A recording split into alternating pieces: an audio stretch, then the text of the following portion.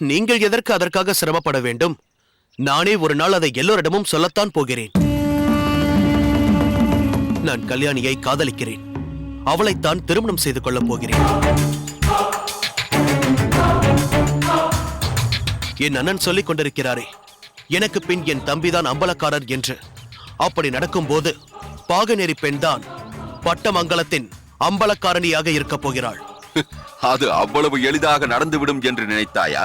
உன் அம்மாவும் அண்ணனும் அதற்கு அனுமதிப்பார்கள் என்று நம்புகிறாயா? அவர்களை எப்படி சமாதானப்படுத்துவது என்பது எனக்கு தெரியும். அதுவரை நீங்கள் இதில் தலையிட்டு வேவு பார்த்து எங்களை காட்டிக் கொடுக்க நினைக்காதீர்கள். உங்களால் அது முடியவும் முடியாது. இப்போது நேர்ந்தது போல்தான் எப்போதும் நேரும். ஆனால் ஒன்று மாமா, இன்று நீங்கள் ஒரு நல்ல காரியம் செய்திருக்கிறீர்கள். வைரமுத்தா, என்ன ஆயிற்று? இவ்வளவு நேரம் ஒழுங்காக தானே பேசிக் கொண்டிருந்தாய், இப்பொழுது ஏன் இப்படி உளறுகிறாய்? என்ன சொல்கிறாய் அறிவழகா? நான் உளறுகிறேனா? ஆமாம், உன் மாமா நல்ல காரியம் செய்கிறார் என்று சொல்கிறாயே, அது உளறுவதில்லையா? இல்லை அறிவழகா, அது உண்மைதான். 20 வருடங்களாக பட்டமங்கலம் வீட்டின் வாயிற்படியை தாண்டாமல் இருந்த என் தாயை இன்று அந்த படியை கடக்கச் செய்து விட்டாரே. இது நல்ல காரியம் தானே? அப்படி பார்த்தால் நீ சொன்னது சரிதான் மாமா. இது போன்ற நல்ல காரியங்களை இனியும் தொடர்ந்து செய்யுங்கள். ஆனால் என் காதல் விவகாரத்தை நானாக சொல்லாமல் நீங்களாக எவ்வளவு முயன்றாலும் அதை வெளிப்படுத்த முடியாது என்பதை புரிந்து கொள்ளுங்கள். நாங்கள் வருகிறோம். வாரிவழகா. ஒரு நிமிடம், சொன்னது தெளிவாக புரிந்ததா? வைரமுத்தா அடிக்க வருகிறார்.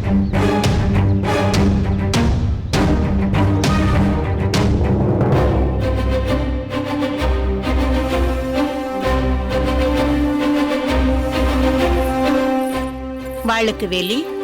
என்னம்மா? எங்கோ புறப்பட்டு விட்டது போல் தெரிகிறதே. ஆமாம் அம்மா. என்னப்பா இப்படி சொல்கிறாய்? 2 ஆண் பிள்ளைகள் எனக்கு இருக்கிறார்கள் என்றுதான் பெயர். ஆனால் ஒருவர் மாற்றி ஒருவர் எங்காவது சென்று கொண்டிருக்கிறீர்களே. என்னம்மா செய்வது?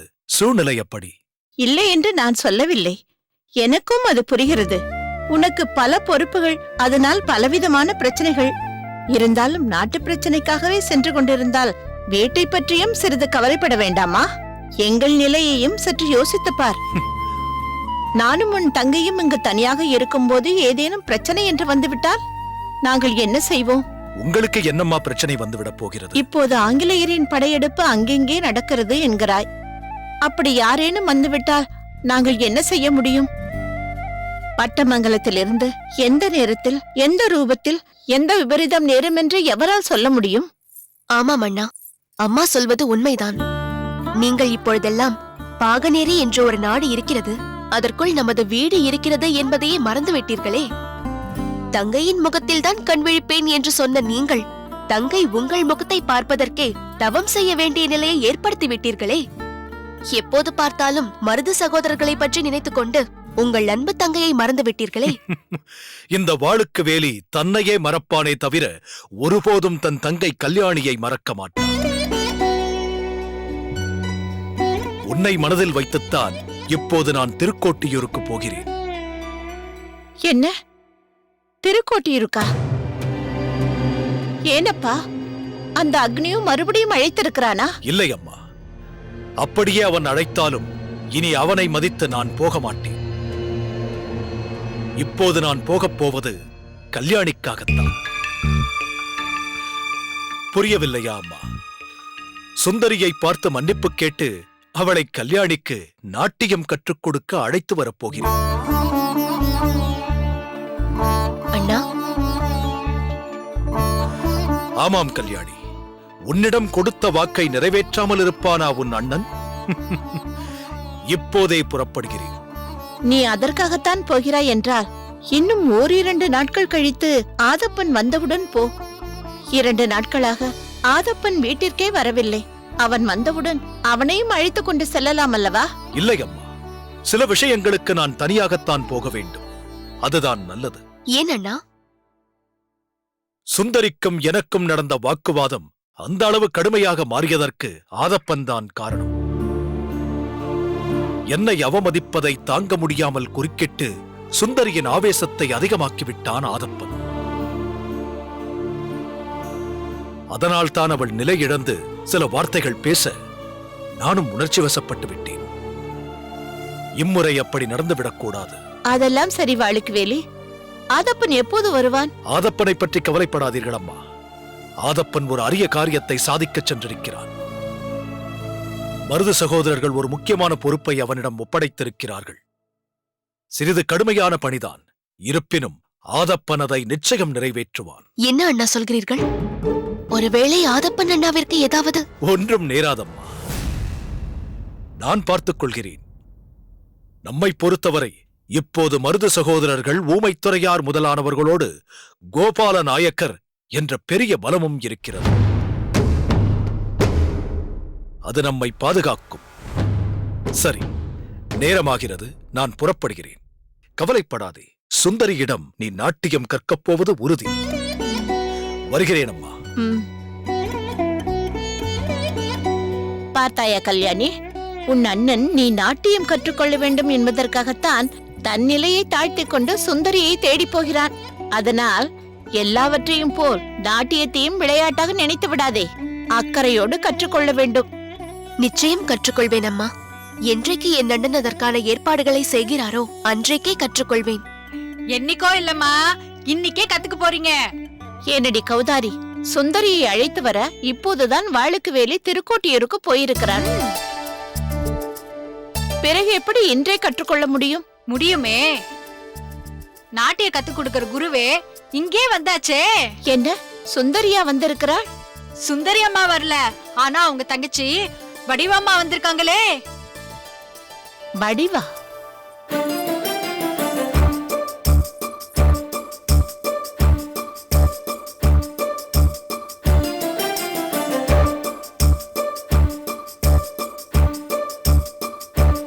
என்னம்மா வடிவு, அம்பலக்காரர் வீட்டை அப்படி பார்க்கிறாய்? உனக்கு பிடித்திருக்கிறதா? மிகவும் பிடித்திருக்கிறது. வாருங்கள் நாதமுனியாரே. வணக்கம். வணக்கம் மேகநாதா. வடிவு, இவர்தான் மேகநாதன், இந்த மாளிகையின் பொறுப்பாளர். வாளுக்கு வேலிக்கு மிகவும் நெருக்கமானவர். வணக்கம். வணக்கம். இவர் சுந்தரியின் தங்கை வடிவு. ஓ, அப்படியா?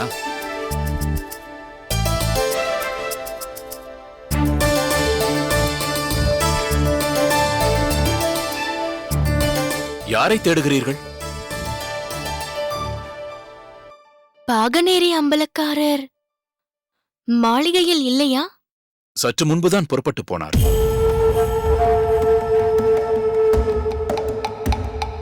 முதல் சந்திப்பிலேயே முகிழ்ந்து விட வேண்டும் மோகம் என்று ஆசையை மனதில் மலையாக சுமந்து கொண்டு வந்தேனே. வந்த மறுகணமே ஏமாற்ற படுகொழியில் விழும்படி நேர்ந்து விட்டதே. வடிவு, என்னம்மா யோசனை? ஒன்றுமில்லை மாமா. புரிகிறது.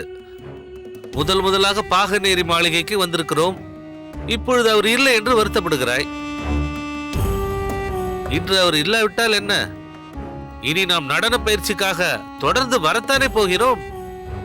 என்றேனும் ஒரு நாள் அவரை சந்திக்காமலா போய்விடப் போகிறோம்? பெரியம்பலத்தை பார்த்து ஏதேனும் சொல்ல வேண்டுமா? அப்படியெல்லாம் ஒன்றுமில்லை மேகநாதா. முதல் நாள் பயிற்சியை தொடங்கும் போது அவர் முன்னிலையில் அவரது ஆசை பெற்று தொடங்க வேண்டும். அதைத்தான் விரும்புகிறாள் வடிவு, இல்லையாம்மா? அதுதான், அதேதான். அம்பலத்தார் வந்தவுடன் உங்கள் விருப்பத்தை அவரிடம் அவசியம் சொல்கிறேன். அம்மா வணக்கம். வணக்கம்.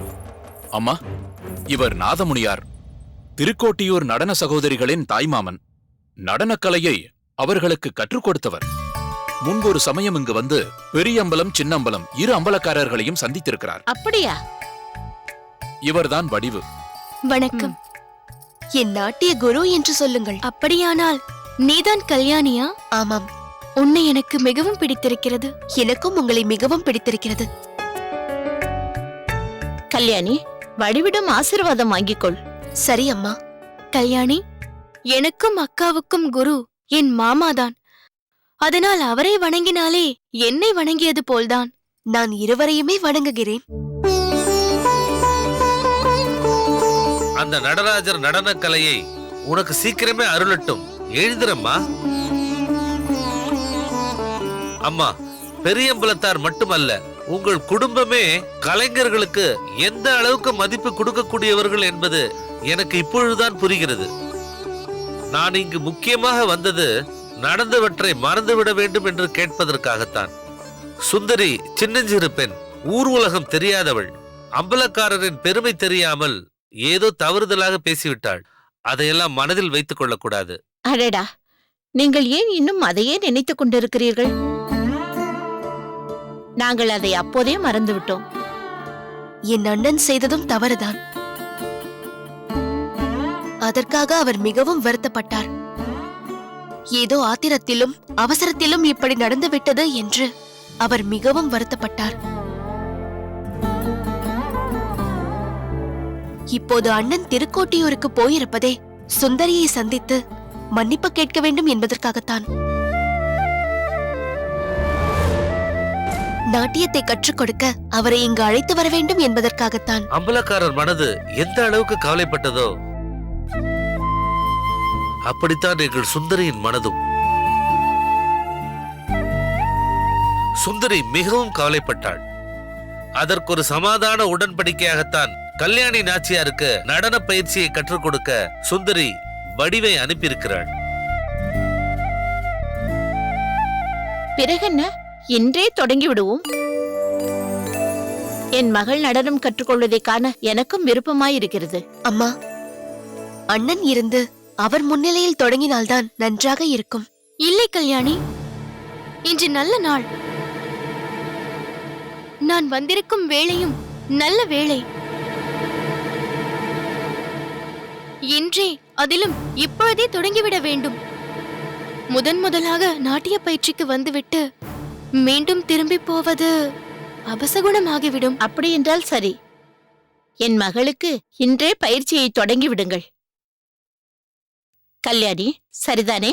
சரி அம்மா.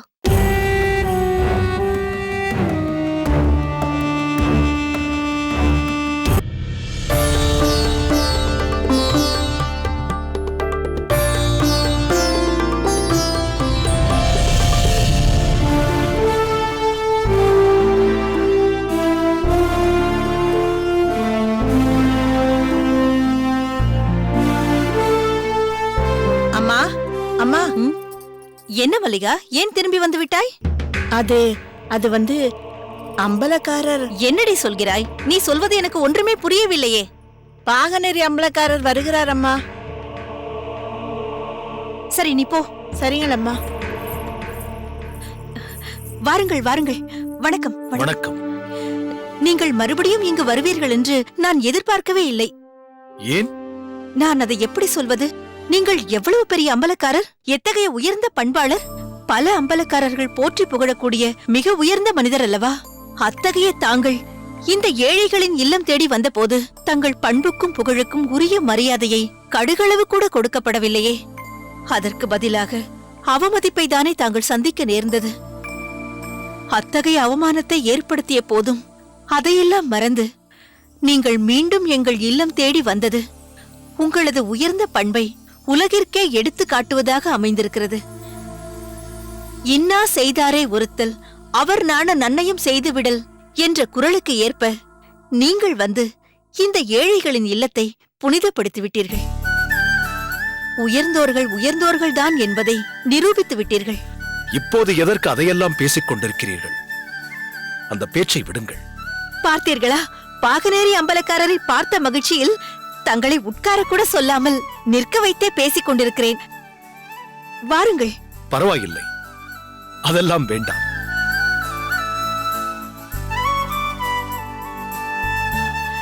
என்ன பார்க்கிறீர்கள்? நாதமுனியார் இல்லையா? அவர் உங்களை பார்க்க பாகனேரிக்குத்தானே வந்தார். நீங்கள் அவரை பார்த்துவிட்டுத்தான் இங்கு வந்திருக்கிறீர்கள் என்று நினைத்தேன். அப்படியானால் நீங்கள் அவரை பார்க்கவில்லையா? இல்லையே. பாகனேரிக்கு எதற்காக வந்தார்? இல்லையா? உங்களை பார்க்க வேண்டும் என்பதற்காகத்தான் உங்கள் இல்லத்திற்கு சென்றிருக்கிறார். அப்படியா? நான் இல்லத்திலிருந்து புறப்படும் வரை அவர் அங்கு வரவே இல்லையே. ஒருவேளை நீங்கள் இல்லத்தை விட்டு புறப்பட்ட சிறிது நேரத்தில் அவர் அங்கு சென்றிருக்கலாம் என்று நினைக்கிறேன். இருக்கலாம். ஆமாம், மீண்டும் இங்கு ஏதாவது பிரச்சனையா? அந்த அக்னியோ மீண்டும் தன் வேலையை சுந்தரியிடம் காட்ட ஆரம்பித்து விட்டானா? ஓ, அதைப் பற்றி சொல்லத்தான் நாதமுனியார் எங்கள் இல்லத்திற்கு சென்றிருக்கிறாரா? இல்லை இல்லை, அப்படியெல்லாம் ஒன்றுமில்லை. என்றைக்கு தங்கள் தம்பி சின்ன அம்பலம் அக்னியுவின் ஆட்களுக்கு சரியான பதிலடி கொடுத்தாரோ அதற்கு பிறகு அக்னியுவின் ஆட்கள் மட்டுமல்ல, வேறு எவருமே இந்த பக்கம் எட்டி பார்ப்பது கூட கிடையாது. அத்தகைய பாதுகாப்பை எங்களுக்கு தந்த உங்கள் தூய உள்ளத்தை புரிந்து கொள்ளாமல் அவசரப்பட்டு ஏதேதோ பேசிவிட்டாள் சுந்தரி. உங்கள் தங்கைக்கு நாட்டிய பயிற்சி அளிக்க வேண்டும் என்ற உயர்ந்த நோக்கத்தோடு வந்தீர்கள். அந்த நல்ல எண்ணத்தை புரிந்து கொள்ளாமல் உங்கள் கோரிக்கையை நிராகரித்ததோடு சொல்லம்புகள் தொடுத்து உங்கள் உள்ளத்தை காயப்படுத்திவிட்டாள். அதையெல்லாம் சுந்தரி வேண்டுமென்றே செய்யவில்லையே. சந்தர்ப்ப சூழ்நிலை அவளை அப்படி பேசும்படி செய்துவிட்டது. சுந்தரி எப்படி அதற்கு பொறுப்பாக முடியும்? தாங்கள் எத்தகைய பிரச்சனையானாலும் அதை மிக எளிதாக எடுத்துக்கொண்டு அதற்கேற்ப செயல்படுவீர்கள் என்று என் கணவர் என்னிடம் பலமுறை சொல்லியிருக்கிறார். ஆனால் அதை இன்று என் கண்முன்னாலேயே காண்கிறேன். சுந்தரிக்கும் உங்களுக்கும் ஏற்பட்ட அந்த பிரச்சனைக்கு ஒரு சுமூகமான தீர்வு காண வேண்டும் என்பதற்காகத்தான் தங்கள் தங்கை கல்யாணிக்கு நாட்டிய பயிற்சி அளிப்பதற்காக வடிவு என் கணவரோடு உங்கள் இல்லத்திற்கு சென்றிருக்கிறாள். அப்படியா? வடிவு கல்யாணிக்கு நாட்டிய பயிற்சி அளிக்கவா சென்றிருக்கிறாள்? ஆமாம். சுந்தரி அதற்கு சம்மதித்தாளா? தான் செய்த தவறுக்கு இதுதான் பிராயச்சித்தம் என்று தன் மனப்பூர்வமான சம்மதத்தோடு வடிவுக்கு ஆசி கூறி வாசல் வரை சென்று வழி அனுப்பி வைத்தாள். சுந்தரிக்கு தான் செய்தது தவறு என்று நன்றாக தெரிகிறது. இருந்தாலும் தன்னையும் தன் கலையையும் அவமதித்து விட்டார்களே என்ற ஆதங்கத்தில்தான் அவசரப்பட்டு வார்த்தைகளை கொட்டிவிட்டாள். பெரியவர்கள் சிலர் நீ செய்தது தவறு என்று எடுத்து சொன்ன உடனே அதை ஏற்றுக்கொண்டு தன் சிஷ்யான தங்கையையே தங்கள் தங்கைக்கு நாட்டிய பயிற்சி அளிக்க அனுப்பி வைத்தாள்.